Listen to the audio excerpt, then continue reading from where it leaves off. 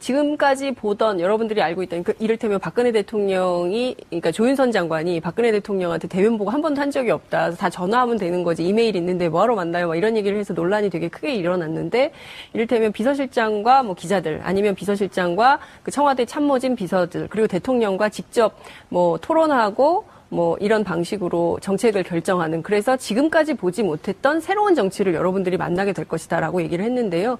그것이 구체적으로 어떻게 구현될지는 좀 지켜봐야 될 것 같아요. 어쨌든 그 50대 초반에 비서실장 임명은 좀 파격적이지 않나요? 당에서도 깜짝 놀란 거 아니에요? 노영민 비서실장 얘기가 많이 나왔었잖아요. 노영민 자가 발전한 측면의 분들도 좀 계신 걸로 제가 알고 있고요. 노영민 의원은 특정한 것은 아닙니다. 아니, 제가 듣기에는 노영민 비서실장이 왜 내가 비서실장 해야 되는 거 아니야? 이렇게 나름대로 독고생하고, 예? 막 울고불고 했다고. 국회의원 시절에. 라는 소문이 있긴 한데요. 예. 제가 확인해드리기는 좀 어렵습니다. 예. 그래서 아무튼. 확인 안 못한다라고 하는 건 했다는 거 아니에요? 네? 잠깐만요. 아니, 나 울고불고 했다라고 하는 게 뭐 개인의 명예훼손이 아니고, 지금 제가 드리고 있는 초점을 잘 이해하세요, 좀. 네, 그러니까요. 논공 행상이 심하지 않냐, 이런 얘기를 하는 거예요. 그것은 뭐 국회의원들이 이번 대선은 민주당 국회의원들이 2012년 대선하고는 비교할 수 없을 만큼 다들 헌신적으로 열심히 뛰었기 때문에 다들 내가 노력한 만큼 뭔가 보상이 있어야 되는 거 아니냐. 좀 있어야 되겠다. 라는 생각들은 하고 있는데 뭐 자리는 유한한 것이니까 그렇다고 해서 모두가 다 관료가 돼서 혹은 또 내각에 들어가서 일해야 되는 것은 또 아니지 않습니까? 예. 그래서 그 부분은 차치한다 하더라도 중요한 것은 새로운 청와대의 모습, 새로운 정치의 모습이라는 것이 구체적으로 발현될 때 그 모습을 가지고 국민들이 평가할 수 있는 잣대가 생긴다 이렇게 볼 수 있겠죠. 고재열 기자님 이번에 당하고 같이 선거운동을 했어요. 네. 그래서 이제 제가 농공행상 이 얘기를 왜 하냐면 결국은 이 정권의 출범은 대통령께서 오늘 메시지를 뭐를 던졌냐. 통합의 의지를 보이고 이런 거 무척 중요합니다. 하지만 결국은 인사는 만사다. 그래서 그 인사를 잘해야 되는 거거든요. 네. 그런데 인사를 잘하려면 당이 협조를 해줘야 되는데 백의종군하겠다는 자세 그리고 이렇게 도왔고 대통령 정권 교체했으니 나는 본연의 국회의원직으로 돌아가야 되겠다는데 제가 오늘 전현직 의원도 8명 통화했거든요. 다 청와대 간대요.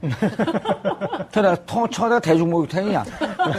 다 거기 가서 목욕하게. 그러니까 인사에 담긴 포석을 봐야 될 것 같습니다. 지금은 사람 한 명 한 명보다 그 담긴 이제 좀 포석을 봐야 될 것 같은데 일단은 노무현 전 대통령이 그런 얘기를 한 적이 있어요. 인사는 늘 손해나는 장사다.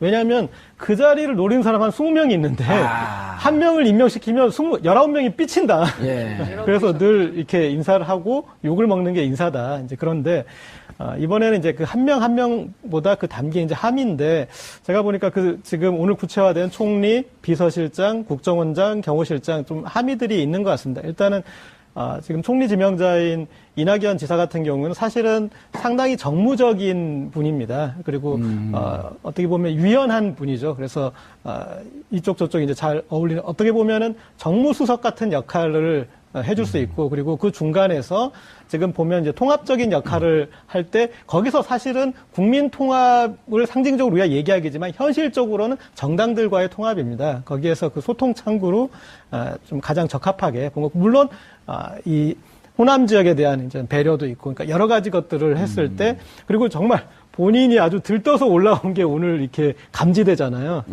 이제 그런 본인한테 미리 언질이 없었나요? 언질은 있었지만 이제 하도 이제 후보군이 많고 무슨 그 감사원장 출신 얘기도 나왔고 그 다음에 현직 국회의원 얘기도 나왔고 그러다 보니까 될까 안 될까 그 노심초사하다가 딱 되니까. 예.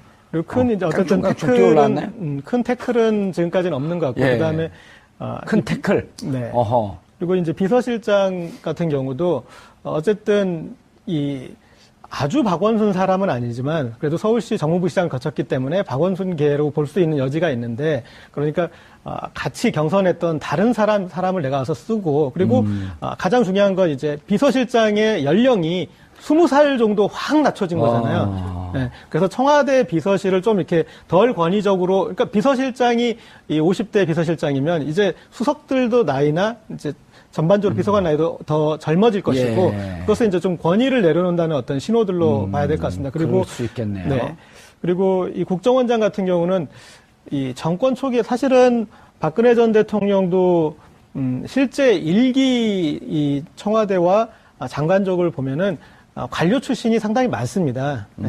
그런 이제 관료 출신이 주는 안정감이라는 게 있거든요.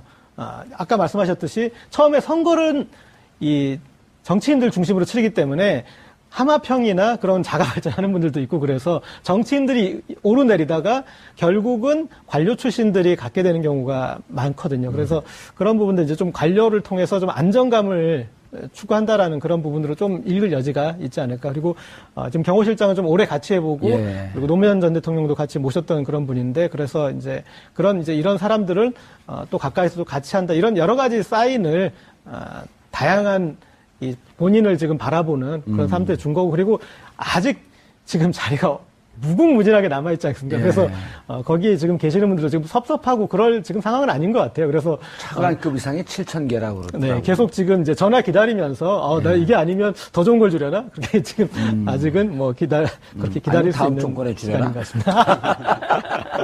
저는 그 권력의 속성은 다 비슷하다고 봅니다. 어떤 점에서요?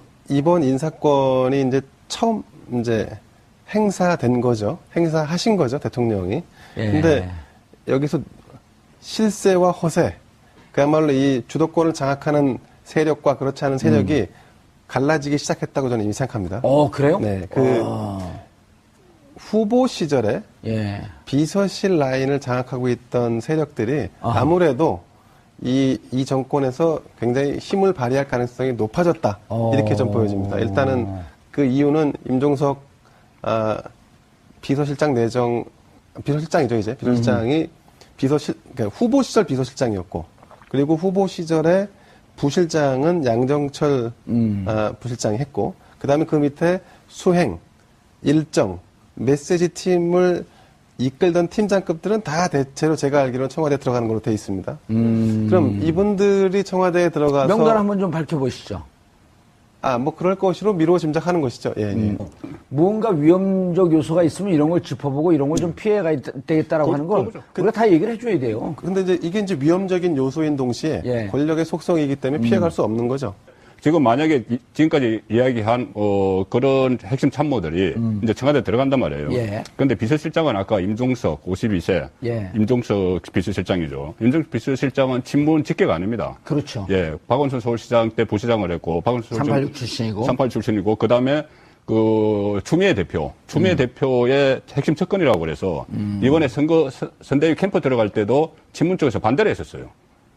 그런 적이 있었습니다. 그렇기 때문에 이 임종석 그 실장이 가서 물론 소통도 하고 이렇게 여러 가지를 잘 하겠지만은 그 실장 밑에 그 친문 핵심 참모들이 와서 이렇게 그 어떤 권한을 행사할 경우 그것을 통제를 할 수 있겠느냐. 그 부분은 좀 우려가 되는 부분이죠. 그렇죠. 왜냐하면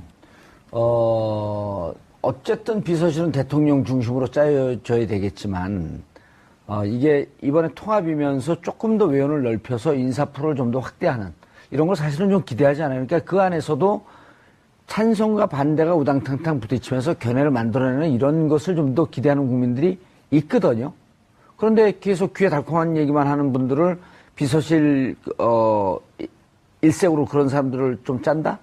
이거는 이후에 좀 위험해지지 않을까? 이런 우려가 있는 거예요.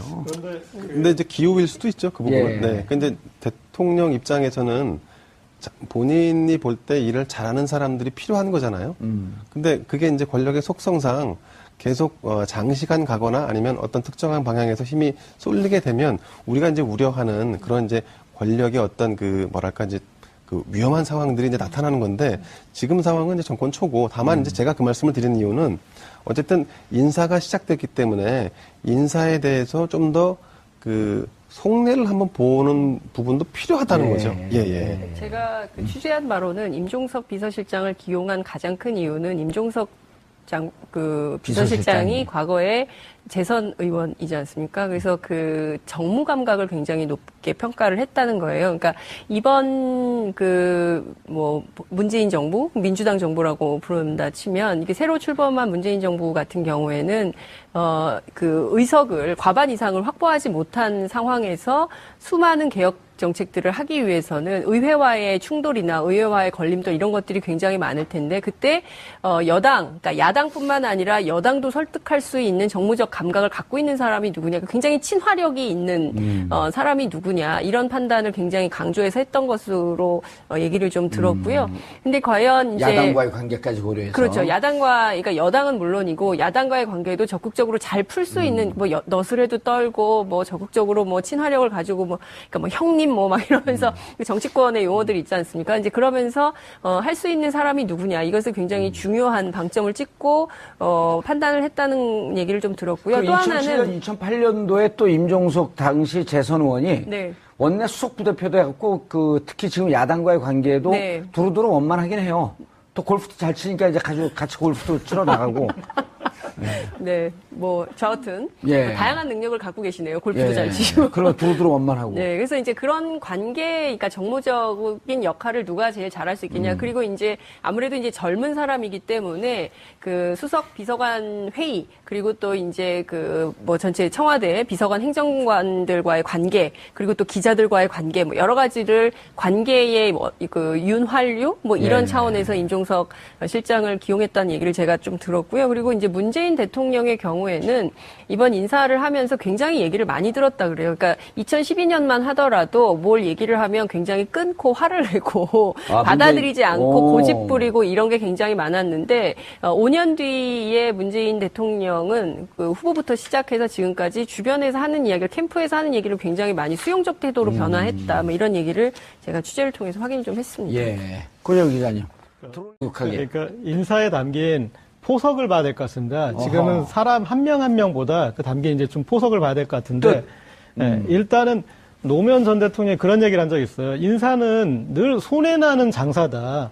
왜냐하면 그 자리를 노린 사람 한 20명이 있는데 한 명을 임명시키면 19명이 삐친다. 예. 그래서 늘 이렇게 인사를 하고 욕을 먹는 게 인사다. 이제 그런데 이번에는 이제 그 한 명 한 명보다 그 담긴 이제 함인데 제가 보니까 그 지금 오늘 구체화된 총리, 비서실장, 국정원장, 경호실장 좀 함의들이 있는 것 같습니다. 일단은 지금 총리 지명자인 이낙연 지사 같은 경우 깜짝 노영민 놀란 비서실장 얘기가 많이 나왔었잖아요. 노영민 아니 자가 발전한 측면의 분들도 좀 계신 걸로 제가 예. 알고 있고요. 아니 노영민 의원을 특정한 것은 아닙니다. 아니 제가 듣기에는 노영민 비서실장이 왜 내가 비서실장 해야 되는 거 아니야 이렇게 나름대로 독고생하고 예? 뭐 막 울고불고 했다고. 국회의원 시절에 라는 약간 소문이 있긴 한데요. 예. 제가 확인해드리기는 좀 어렵습니다. 예. 아무튼 확인 안 못한다라고 하는 건 했다는 거 아니에요? 네? 아니 잠깐만요. 아니 나 아무튼. 울고불고 했다라고 하는 게 뭐 개인의 명예훼손이 아니고 지금 제가 드리고 있는 초점을 잘 이해하세요 좀. 네, 그러니까요. 치 선거 운동을 했어요. 네. 그래서 이제 제가 농공행상 이 얘기를 왜 하냐면 결국은 이 정권의 출범은 대통령께서 오늘 메시지를 뭐를 던졌냐. 통합의 의지를 보이고 이런 거 무척 중요합니다. 네. 하지만 결국은 인사는 만사다. 그래서 그 인사를 잘해야 되는 거거든요. 네. 그런데 인사를 잘하려면 당이 협조를 해줘야 되는데 백의종군하겠다는 자세 그리고 이렇게 도왔고 대통령 정권 교체했으니 나는 본연의 국회의원직으로 돌아가야 되겠다는데 제가 오늘 전현직 의원도 8명 통화했거든요. 다 청와대 간대요. 내가 청와대가 대중목욕탕이냐. 다 거기 가서 뭐 논공 행상이 심하지 않냐 이런 얘기를 하는 거예요. 그것은 뭐 국회의원들이 이번 대선은 민주당 국회의원들이 2012년 대선하고는 비교할 수 없을 만큼 다들 헌신적으로 열심히 뛰었기 때문에 다들 내가 노력한 만큼 뭔가 보상이 있어야 되는 거 아니냐. 좀 있어야 되겠다. 라는 생각들은 하고 있는데 뭐 자리는 유한한 것이니까 그렇다고 해서 모두가 다 관료가 돼서 혹은 또 내각에 들어가서 일해야 되는 것은 또 아니지 않습니까? 예. 그래서 그 부분은 차치한다 하더라도 중요한 것은 새로운 청와대의 모습, 새로운 정치의 모습이라는 것이 구체적으로 발현될 때 그 모습을 가지고 국민들이 평가할 수 있는 예. 잣대가 생긴다 이렇게 볼 수 있겠죠. 고재열 기자님 이번에 당하고 같이 지금까지 보던 여러분들이 알고 있던 이를테면 박근혜 대통령이 그러니까 조윤선 장관이 박근혜 대통령한테 대면 보고 한 번도 한 적이 없다. 다 전화하면 되는 거지. 이메일 있는데 뭐하러 만나요? 막 이런 얘기를 해서 논란이 되게 크게 일어났는데 이를테면 비서실장과 뭐 기자들 아니면 비서실장과 그 청와대 참모진 비서들 그리고 대통령과 직접 뭐 토론하고 뭐 이런 방식으로 정책을 결정하는 그래서 지금까지 보지 못했던 새로운 정치를 여러분들이 만나게 될 것이다라고 얘기를 했는데요. 그것이 구체적으로 어떻게 구현될지는 좀 지켜봐야 될 것 같아요. 어쨌든 그 50대 초반에 비서실장 임명은 좀 파격적이지 않나요? 당에서도 깜짝 놀란 거 아니에요?